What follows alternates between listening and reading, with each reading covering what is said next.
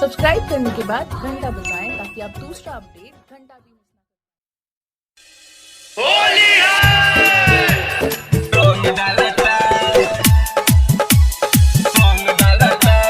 Ganpati recording studio Hajipur.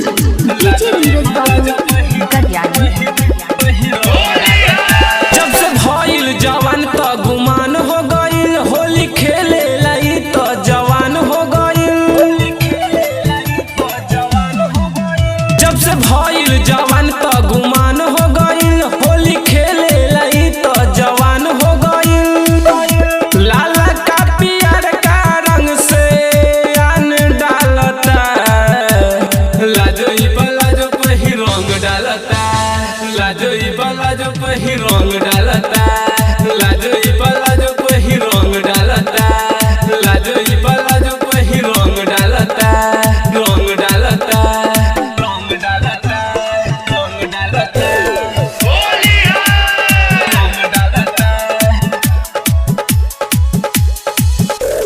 DJ Neeraj बाबू कल्याणी।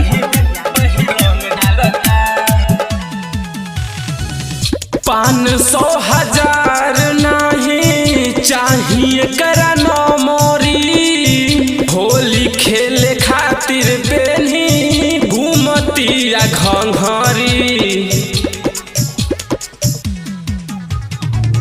500 हजार नहीं चाहिए करा न मोरी, होली खेले खातिर बेनी घूमतिया घंघरी। ऐसन ड्रेस पेनी मन मारताड़ी, लाजोई बलाजो पही रंग डालता, लाजोई बलाजो पही रंग डालता, लाजोई बलाजो पही रंग डालता, लाजोई बलाजो पही रंग डालता, रंग डालता, रंग डालता, रंग डालता। डीजे नीरज बाबू कल्याणी।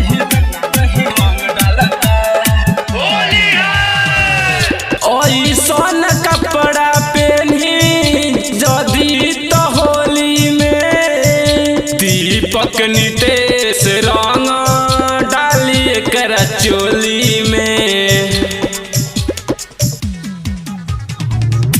ऐसन कपड़ा पहनी जदी तो होली में, रतन से कुनाल रंग डाले हमरा चोली में।